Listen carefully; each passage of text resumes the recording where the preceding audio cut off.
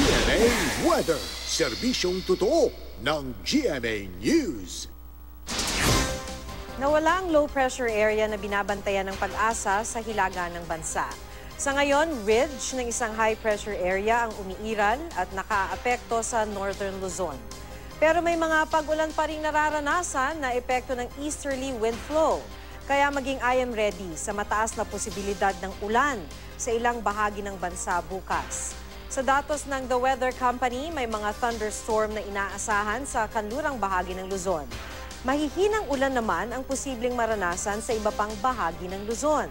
Sa Visayas, maging I am ready sa mahihinang ulan o thunderstorm, lalo na sa western section nito.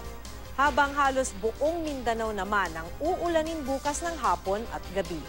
Yan ang latest mula sa GMA Weather. Magplano para sigurado, I am ready, serbisyong totoo ng GMA News.